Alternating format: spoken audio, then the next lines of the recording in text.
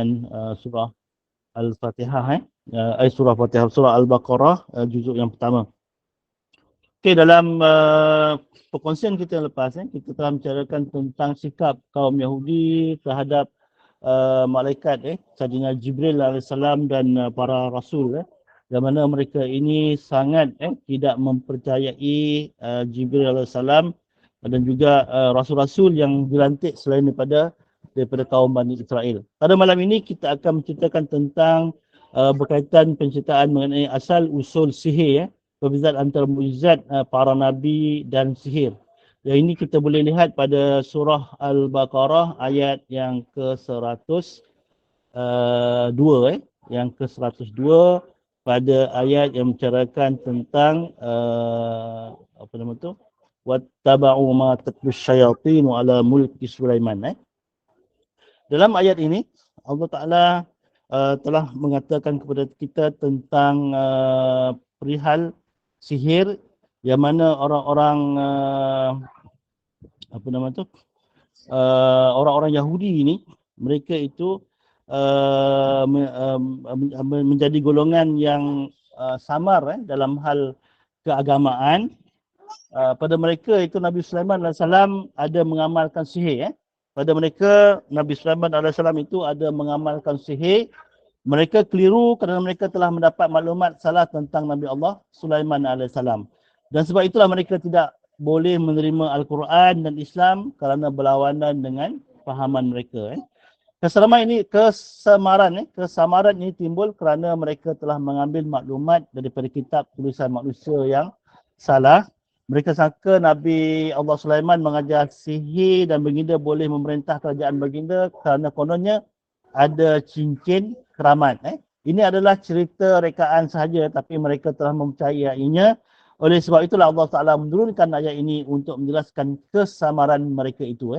Oleh itu ayat ini adalah tentang sihir. Ada kesalahan dalam setengah kitab yang dibaca oleh masyarakat kita sehingga akidah orang Islam ada yang percaya bahawa Nabi Sulaiman AS mendapat kuasa memerintah kerana baginda memiliki sebentuk cincin hikmah itu. Dapat juga kisah mengatakan bahawa apabila cincin itu jatuh, baginda telah kehilangan kerajaan pemerintahannya itu. Itu adalah, kata orang tu, cerita dusta ataupun kisah yang dusta. Yang mana orang Yahudi pula berkata Nabi Sulaiman boleh bercakap dengan binatang dan terbang ke sana sendiri kerana belajar daripada kitab sihir. Mereka kata kitab itu bernama The Book of Secret ataupun buku rahsia. Mereka masih lagi mencari buku itu yang asli. Pada mereka, sesiapa yang berjaya mendapatkan buku itu boleh mendapat rahsia kehebatan Nabi Allah Sulaiman AS bersama dengan harta karun baginda. Ini semua adalah kerana mereka sebenarnya berkehendakkan harta tersebut. Kalau kita lihat orang-orang apa nama tu, Yahudi yang sekarang ini telah menjajah Palestin, mereka itu masih lagi menggali dan terus menggali istana yang dikatakan istana Nabi Allah Sulaiman yang lepas. Yang mana mereka nak cari juga ni harta dan kitab yang mereka sangka kitab inilah yang akan membolehkan mereka itu berkuasa semula di muka bumi ini. Kalau kita lihat kepada pengenalan kepada ayat ini, pada zaman Nabi Allah Sulaiman, sihir banyak diamalkan oleh umat baginda yang berbangsa Bani Israel. Maka baginda diperintahkan untuk mengumpulkan semua tukang sihir. Mereka disuruh untuk meninggalkan amalan sihir mereka. Tukang sihir yang tidak mahu kembali kepada agama Islam akan dipancung oleh baginda Nabi Allah Sulaiman AS. Itulah syariat Islam tentang pengamalan sihir sampai sekarang. Maksudnya pengamal sihir perlu dihukum bunuh. Sehingga sekarang masih lagi, kalau ikut persyariatan Islam, siapa yang mengamalkan sihir ini, hukumnya adalah terus dibunuh. Selain daripada itu, buku-buku sihir mereka dibakar. Walaupun begitu, ada juga buku sihir ini yang Nabi Allah Sulaiman simpan dan sorok di bawah singgah sana baginda. Memang apa yang mereka cari itu, memang mereka tahu bahawa Nabi Allah Sulaiman memang ada menyorok buku-buku sihir peninggalan mereka itu di singgah sana Nabi Allah Sulaiman. Yang mana kalau kita lihat di sini, di samping kesamaran mereka terhadap malaikat, iaitu malaikat Jibril, ini juga dikatakan kesamaran mereka terhadap malaikat yang dinamakan malaikat Harut dan Marut. Dalam ayat ini juga ada kesamaran tentang malaikat Harut dan Marut yang dikatakan turun, Allah Ta'ala turunkan di negara Babylon.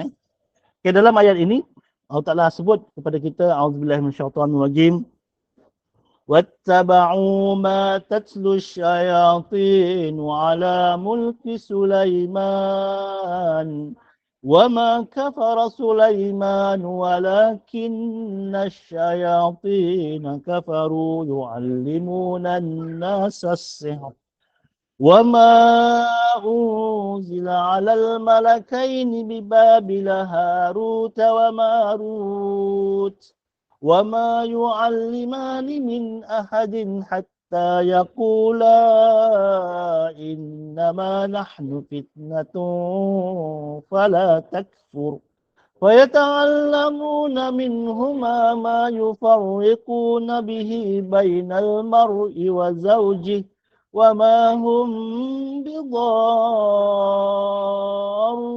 به من أحد إلا بإذن الله ويتعلمون ما يضرهم ولا ينفعهم ولقد علموا لمن اشتراه ما له في الآخرة من خلاق ولبئس ما شرى به أنفسهم Lau kanu ya'lamun.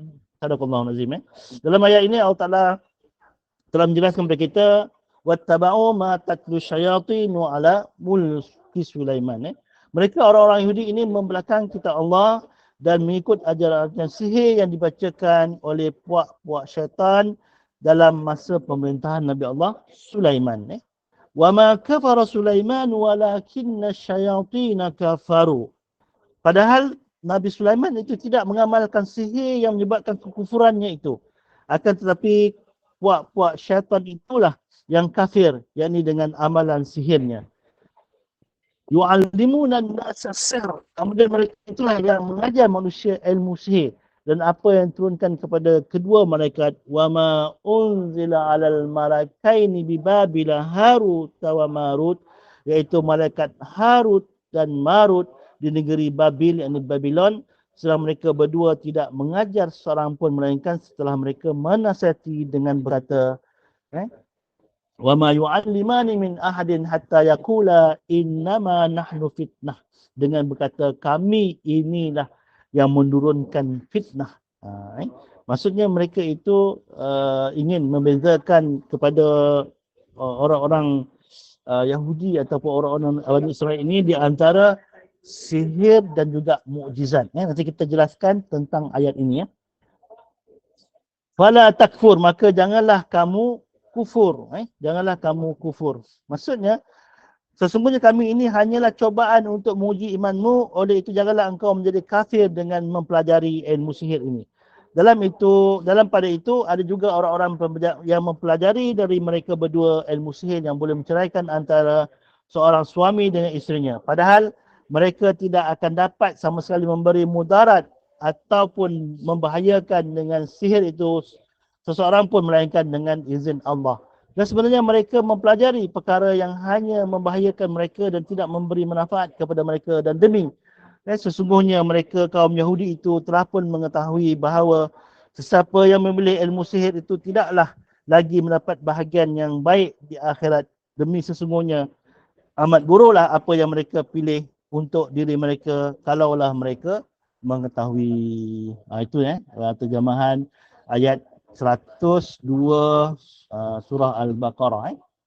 Yang mana Allah Ta'ala telah mengatakan kepada kita wattaba'u ma tatlu syayatin, mereka mengikuti ajaran sihir yang diajar oleh syaitan, iaitu mereka mengikuti ajaran itu, yang mengikuti ajaran itu adalah ahli-ahli sihir. Mereka belajar sihir daripada syaitan, maka dari sini kita dapat tahu yang sihir itu sebenarnya diajar oleh syaitan kepada manusia. Ala mulku Sulaiman, maksudnya di zaman kerajaan Sulaiman. Kejadian dalam ayat ini terjadi semasa zaman pemerintahan Nabi Allah Sulaiman AS. Namun bukanlah bermakna Nabi Sulaiman itu yang mengamalkan sihir. Tidak juga baginda ada peralatan yang mempunyai elemen-elemen sihir seperti cincin, keramat atau sebagainya. Ia cuma terjadi pada zaman baginda saja. Maksudnya menunjukkan di sini bahawa Nabi Allah Sulaiman itu melakukan mukjizat, bukannya sihir. Nabi Allah Sulaiman AS adalah seorang rasul dan dalam kalangan rasul-rasul Bani Israel. Pada zaman Nabi Sulaiman AS banyak amalan sihir diajar oleh syaitan. Bukanlah pada zaman Nabi Sulaiman sihir diperkenalkan. Kerana sihir ini sudah lama ada. Kalau kita lihat pada zaman Nabi Musa AS, di situ Nabi Musa AS juga berjuang bersama untuk meruntuhkan ahli sihir. Nabi Allah Sulaiman diberi mukjizat tongkat yang boleh menyerupai ular untuk memakan sihir yang dimainkan oleh ahli sihir Fir'aun pada zaman itu. Itu menunjukkan bahawa sihir ini adalah sejak berzaman lagi. Dan juga ada ceritakan kepada kita zaman Nabi Soleh AS juga ada diamalkan sihir kerana disebut tentangnya dalam surah Asy-Syu'ara ayat 153. Ini jelas menunjukkan pada zaman Nabi Soleh lagi, zaman yang lebih dahulu lagi, sihir ini telah diamalkan oleh manusia yang diajar oleh syaitan. Namun begitu, kalau kita lihat sihir ini telah mula diamalkan dengan banyaknya pada zaman Nabi Allah Sulaiman. Sebablah Allah Ta'ala menurunkan ayat ini untuk menjangkal tentang tuduhan mereka terhadap Nabi Allah Sulaiman.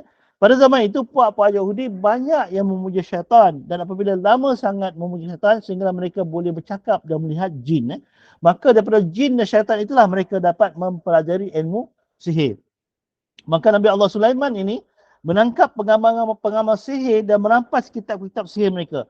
Baginda telah meletakkan kitab-kitab itu di bawah singgasana baginda kerana itulah tempat yang paling selamat. Ini kerana kalau diletakkan di tempat lain mungkin ada orang jahat yang boleh mencarinya lagi dan mengamalkan sihir dalam kitab-kitab yang ditulis oleh mereka.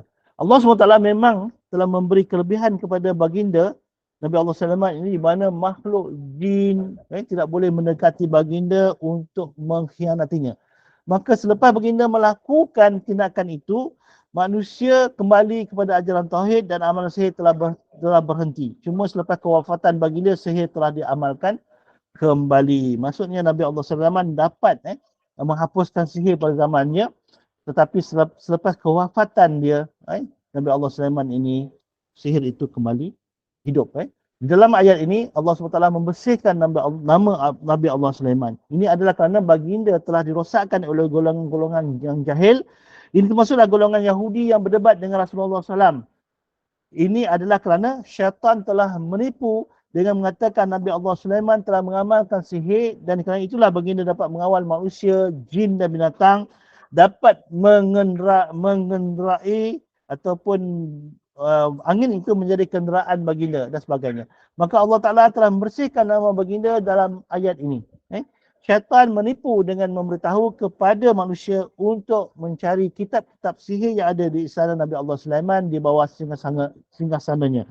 Kitab itu sebenarnya dirampas dan disorok oleh baginda, akan tetapi syaitan mengetahui hal itu dan telah mengambil peluang selepas kewafatan baginda.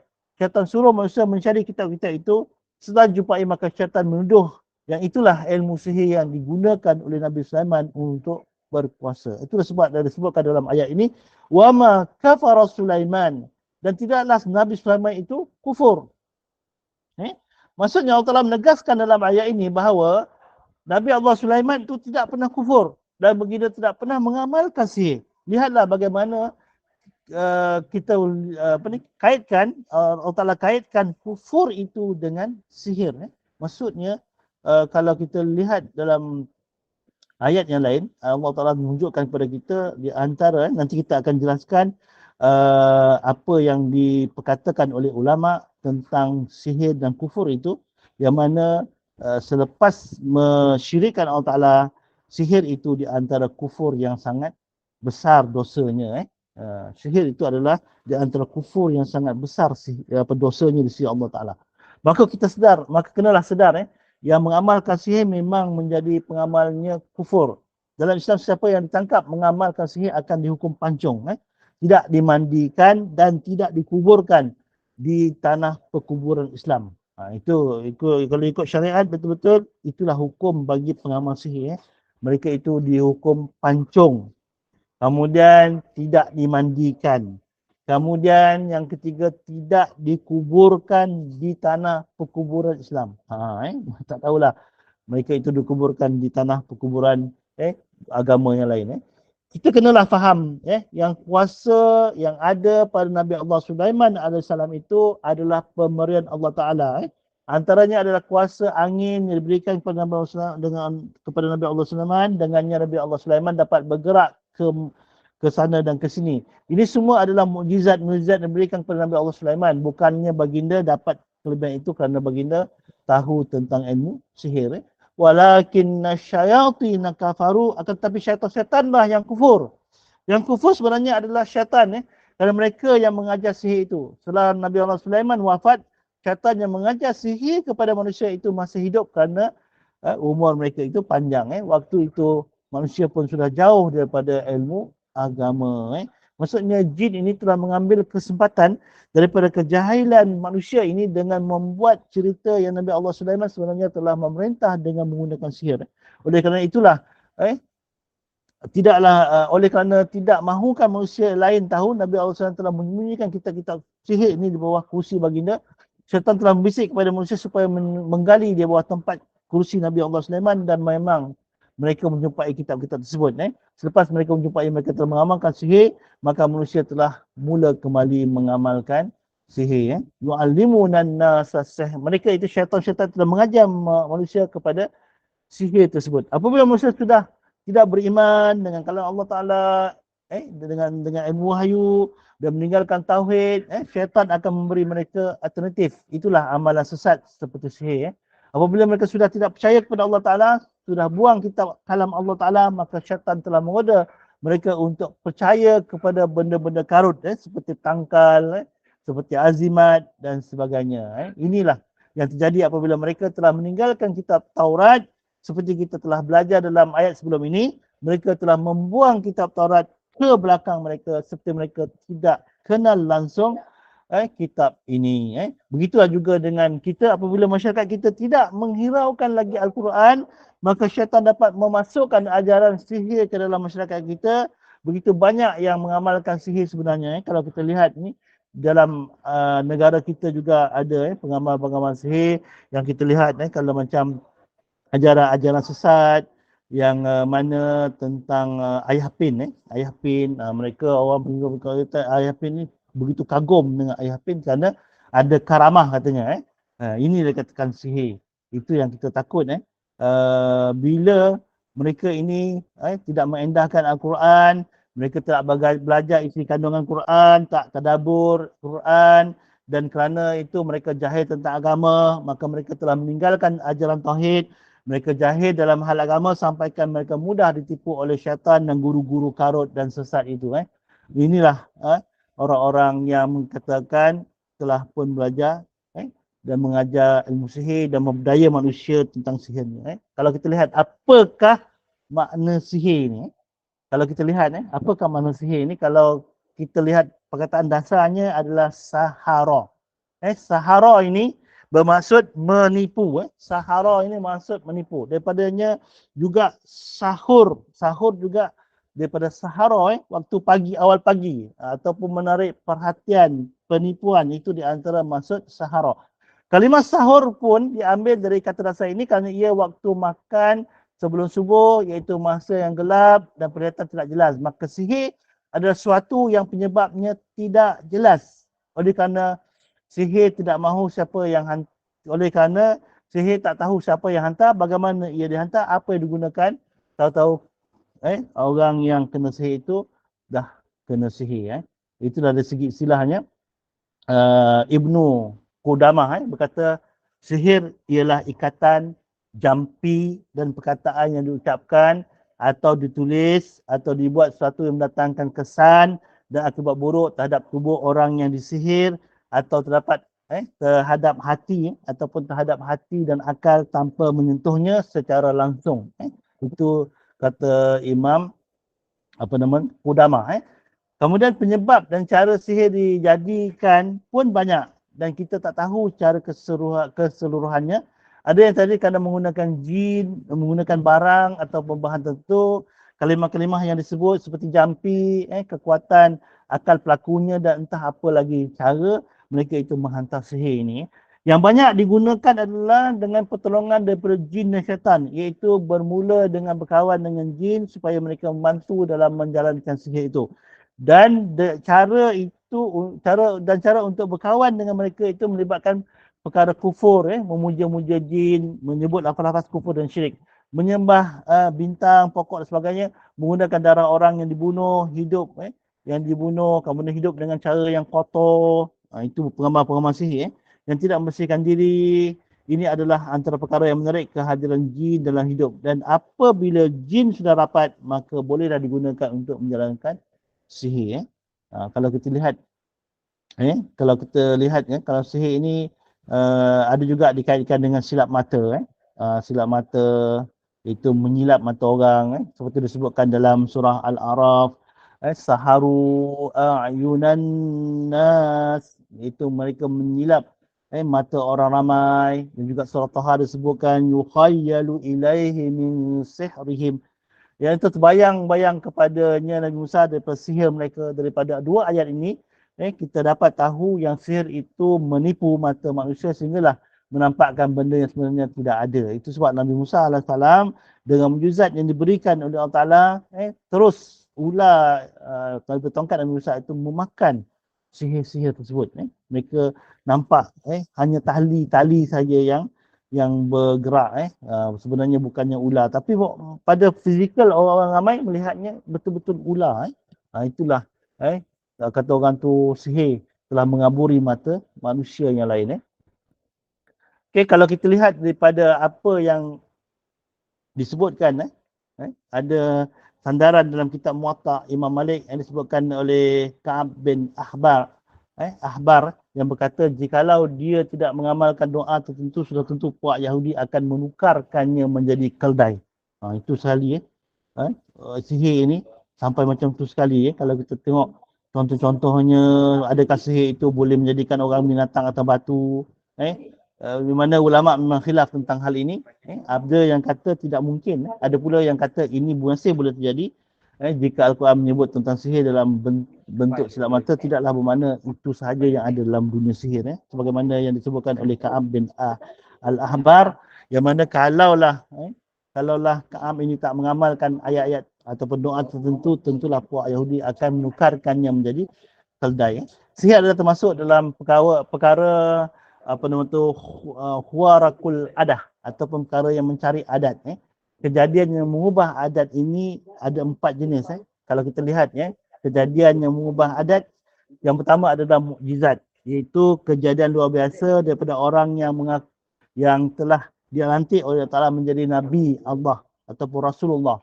Tidak mampu ditolak, tak ditentang atau ditolak, muncul tanpa usaha atau belajar, semata-mata dengan pertolongan Allah Ta'ala kepada para Nabi dan Rasul. Itu mukjizat. Yang kedua, karamah. Karamah juga perkara yang luar biasa, yang timbul daripada orang yang soleh, yang benar, yang mengikuti perilaku Nabi-Nya tanpa dipelajari juga, dengan mengerjakan perbuatan tertentu yang aneh, selalu terjadi kepada para awliya, para wali-wali Allah. Juga keramat ini terbagi pada dua, irhash. Yang pertamanya irhash, itu kejadian yang timbul daripada calon para Nabi. Sebelum nanti menjadi para Nabi itu, ada kepelikan atau karamah. Itu namakan irhash. Kalau macam orang biasa ini, orang soleh, itu dinamakan ma'unah. Ma'unah itu kejadian luar biasa yang timbul daripada orang mukmin yang tidak fasik. Itu orang-orang saleh yang tidak menjadikan dia takabur serta tertipu oleh syaitan. Tak menjadi dia sombong. Itu dinamakan karamah. Itu yang kedua. Yang ketiga, istidraj. Itu kejadian luar biasa juga yang timbul daripada orang fasik ataupun tukang maksiat ataupun orang kafir yang tertipu oleh syaitan sampai dia wujub dan sombong. Maksudnya istidraj ni biasanya orang sebut tentang kekayaan dia. Tengok orang tu, kafir, Cina kafir, ataupun orang Melayu yang fasik, dia kaya. Dia kaya raya, tak payah dia nak beramal pun. Itu namakan istidraj. Istidraj ini adalah kurnia Allah Ta'ala kepada mereka-mereka yang maksiat, yang kafir, yang fasik, untuk menunjukkan Allah Ta'ala nak bagi dia lebih ujub dan lebih sombong lagi. Kemudian yang keempat sihir, iaitu kejadian aneh dilakukan oleh fasik atau orang kafir yang diperoleh daripada cara belajar dan dilakukan dengan menggunakan sebab seperti silap mata ni ataupun disentuh orang dah tak ingat apa-apa, itu dikatakan ilmu sihir. Banyak kalau kita tak kata orang tu meninding diri kita dengan ayatul kursi atau meninding diri kita dengan amalan-amalan agama ini, bila orang berhenti kereta tanya kita kan, disentuh sikit, kita dah mula tak sedar, itu dia katakan sihir. Lepas itu bila kita sedar tu, dah habis dah duit-duit kita semua kita dah keluarkan untuk dia. Kita tanpa sedar kita telah melakukan perkara tersebut, kita telah pun transfer duit kepada dia lah, apalah macam-macam lah. Ini dikatakan sihir yang banyak berlaku sekarang ni. Ini pentingnya pemahaman tentang perkara-perkara yang disebutkan itu sangat penting, kerana kalau tak dapat kita nak membezakan, ramai manusia akan tertipu. Perbincangan dalam ayat ini adalah perbezaan antara mukjizat dan sihir. Ia untuk membezakan mana nabi dan mana ahli sihir. Mukjizat juga pelik, mukjizat juga itu, tapi dia berlainan dengan sihir. Mana sihir ini adalah perkara yang mensyirikkan Allah, tak menyebut nama Tuhan. Tapi mukjizat itu adalah amalan para nabi dan juga para rasul. Itulah Imam Ar-Razi. Imam Ar-Razi membahagikan sihir ini kepada 8 jenis. Banyak. Kalau kita nak membicarakan tentang sihir ini, panjang lagi. Masa pun telah mencemburui kita. Kita boleh bercerita tentang perkara ini sedikitlah. Kalau nak sebut, Imam Ar-Razi mengatakan ada 8 jenis sihir. Yang pertama, orang berdusta dan kaum Kashdani. Itu mereka yang menyembah 7 bintang yang beredar. Mereka ini adalah kaum yang telah dihantar kepada mereka itu Nabi Ibrahim, dan mereka untuk mereka berhujah dengan Nabi Ibrahim berhujah dengan mereka, buat ini ritualnya tertentu dengan menyembah bintang-bintang. Ini sihir. Sihir yang kedua pula ialah sihir yang dilakukan oleh orang yang memiliki ilusi atau jiwa yang kuat. Memang jiwa manusia diciptakan untuk tunduk kepada ilusinya. Ada perkara yang dia nampak menyebabkan kesan kepada dirinya, ada yang menyebabkan sesuatu berlaku pada pandangan matanya sahaja. Ini kerana pandangan matanya kuat sekali sampai memberi kesan kepada dia, kepada orang. Imam Ar-Razi mengatakan, apabila anda mengetahui hal ini, maka kami katakan bahawa jiwa yang dapat melakukan perbuatan tersebut adalah jiwa yang kuat sekali. Imam Ibn Katsir pula mengatakan, apa yang diisyaratkan oleh Imam Ar-Razi itu termasuk dalam pengertian indera keenam, ataupun yang disebutkan ittasarraf bihal. Jenis ini sama sekali bukan dinamakan sihir. Kalau ikut Imam Ibn Katsir kata, jenis ini sama sekali bukan dinamakan sihir menurut penilaian syarak. Ia cuma sihir dari segi bahasa saja, tapi bergantung ke arah mana dia menggunakan kelebihan yang Allah Ta'ala berikan kepada dia. Kalau dia menggunakan ke arah keburukan, maka celakalah dia. Itu katakan sihir. Tapi kalau dia gunakan kelebihan diri ini untuk kebaikan orang, itu adalah perkara yang di segi penilaian syarak dibenarkan. Ini kelebihan orang yang disebutkan sebagai memiliki ilusi ataupun jiwa yang kuat. Biasanya orang-orang ini orang yang kaki zikir, orang yang banyak mendekatkan diri dengan Allah Ta'ala. Yang ketiga iaitu meminta pertolongan roh di bumi, iaitu jin. Ini dapat dilakukan dengan baca mantra maka kemian. Ini jelas. Ini sihir. Yang keempat, bagi keempat sihir ialah sihir tipuan daripada ilusi, membalikkan pandangan mata serta silap mata. Ini menggunakan kepandaian juga apabila mengalihkan pandangan pemerhati sementara dia dengan cepat kilat melakukan sesuatu. Apabila diberitahu kepada pemerhati, mereka amat terkejut. Kalau tidak perasan pun tangan pelaku tadi. Ini kerja-kerja orang silap mata lah. Ini juga dikatakan sihir. Yang bahagian kelima sihir pula ialah sihir yang terhasil daripada reaksi ajaib. Reaksi ajaib yang timbul dari penyusunan berbagai alat disusun menurut bentuk kejutaraan. Contohnya dibuat satu patung berbentuk seperti seorang yang menunggang kuda, sedangkan tangannya memegang sebuah gendang besar apabila telah melalui satu tempoh yang lama, seperti 1 jam, maka gendang besar itu dipukulnya tanpa ada seorang pun yang menyentuhnya. Menurut Imam Ibn Katsir, pada hakikat jenis ini tidak seharusnya dikecualikan surah Kesir. Ini sebabkan kejadian ini dapat diketahui melalui penyebab yang memaklumi dan pasti. Ini juga ini menurut apa nama tu, kepandaian mereka menyusun benda kan. Yang ini juga orang heran tengok kan. Perkara yang menakjubkan, tapi kata Imam Ibn Katsir ini bukan sihir kan. Ini sebab dia dah beritahu kan, ada memaklumkan benda itu boleh berlaku. Kemudian keenam, termasuk dalam perbuatan sihir ialah menggunakan alat bantuan berupa ubat-ubatan, iaitu dalam berbagai macam makanan dan minyak-minyak. Ada orang yang pandai menggunakan bahan-bahan alami, bahan-bahan semula jadi, dan dengannya dapat menghasilkan sesuatu yang nampak seperti ajaib. Ini juga kita boleh lihat sama ada untuk apa. Kalau untuk kejahatan dan bukan kerana Allah Ta'ala, ianya merupakan sihir. Yang ketujuh, termasuk dalam sihir ialah mempengaruhi hati orang lain. Ada yang pandai menilai lemah atau tidak minda orang lain, dan ini boleh menggunakan teknik untuk mempengaruhi orang itu seperti digunakan dalam hipnosis. Ini juga kena berhati-hati.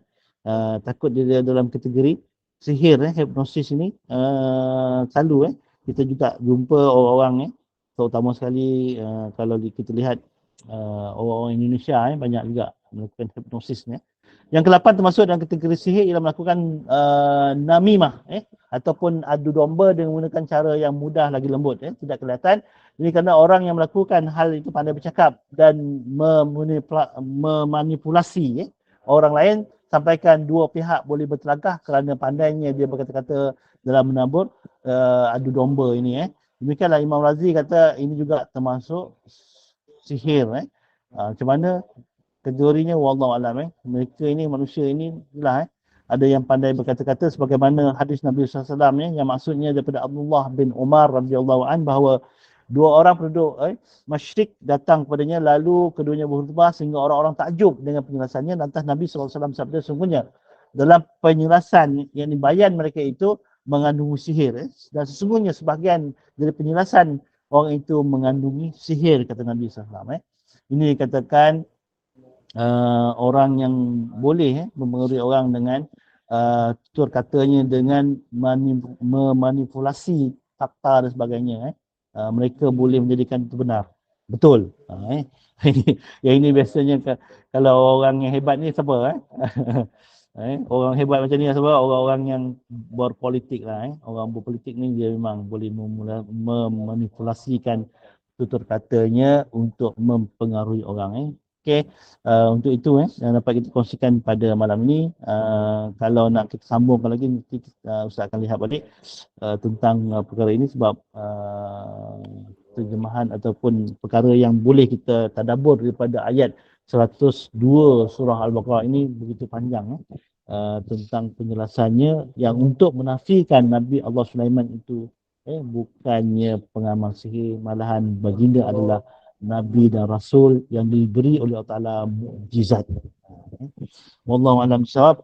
Ustaz, kembalikan kepada Puan Zainul untuk Terima kasih Ustaz Salah. Terima kasih Ustaz. Jazakallahu khair al-fadhil Ustaz. Ustaz Haris atas keperluan ilmu tadabbur daripada ayat 102 surah Al-Baqarah. Secara ringkasnya di antaranya adalah syaitan ini mengajar kepada manusia ilmu sihir dan hal-hal yang memberi mudarat kepada mereka dan tidak memberi manfaat kepada mereka, bukan untuk kita ikuti. Dan semoga apa yang disampaikan itu memberi kefahaman bagi kita dan mengambil ibrah darinya. Dan Ustaz, saya serahkan kepada Ustaz untuk menangguhkan dulu majlis ilmu ini dengan tasbih kafarah dan surah Al-Asr. Subhanakallah bihamdika asyhadu an la ilaha illa anta astaghfiruka wa atubu ilaik. Bismillahirrahmanirrahim. Wal 'asri innal insana lafi khusr illa alladziina aamanu wa 'amilus solihati wa tawassaw bil haqqi wa tawassaw bis sabr. Assalamualaikum warahmatullahi wabarakatuh. Terima kasih semua. Insyaallah jumpa lagi. Waalaikumsalam. Sama-sama Ustaz. Terima kasih banyak.